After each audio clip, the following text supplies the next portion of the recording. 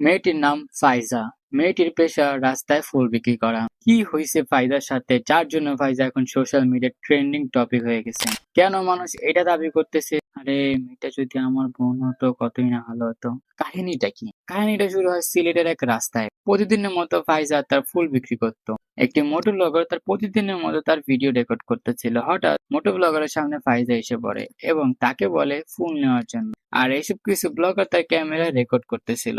তারপর blogger casually তার ভিডিওটা আপলোড করে দেয় এত কিছু না ভেবে। কিন্তু তার মায়াবী চেহারা, টানা টানা চোখ এবং মিষ্টি হাসি মুহূর্তে জয় করে ফেলে লাখো মানুষের হৃদয়। ভিডিওটা ভাইরাল হওয়ার পর সোশ্যাল মিডিয়ায় রীতিমতো সিম্প্যাথি বন্যা বয়ে যায়। সবাই তার জন্য আফসোস করছে। এত সুন্দর একটা মেয়ে কিভাবে গরিব হয়? এত সুন্দর একটা মেয়ে কিভাবে ফুল বিক্রি করতে পারে? এত সুন্দর একটা মেয়ে। মেন কথা কিন্তু সুন্দর অনেক। অনেকেই তার দায়িত্ব নিতে চায়, এমনকি তার দায়িত্ব নেওয়ার জন্য অনেকে এগিয়ে আসে। মারামারি পর্যন্ত লেগে যায় যে এই মেয়েকে আমি রাখবো, এই মেয়েকে আমি রাখবো, এমন একটা অবস্থা হয়ে যায়। এই মেয়েটাকে কিভাবে সহযোগিতা করা যায়, তাই আমি এমনকি সরকার পর্যন্ত পর্যায় থেকে মেয়েটিকে সাহায্য করার উদ্যোগ নেয়। বাবা! ফাইজা একটা সুন্দর জীবন পাক, এটা আমরাও সবাই আশা করি, এটা আমরাও চাই। কিন্তু একটা জিনিস যেটা লক্ষ্য করা উচিত, বাংলাদেশে আরো অনেক ফুল বিক্রেতা রয়েছে, আরো অনেক মেয়ে রয়েছে যার ফাইজার মতো অবস্থা। আরো অনেক মেয়ে আছে যাদের বাবা মা নেই। তাদের জন্য মানুষ কেন পাগল না? তাদের জন্য সরকার কেন উদ্যোগ নেয় না? তাদের জন্য কেউ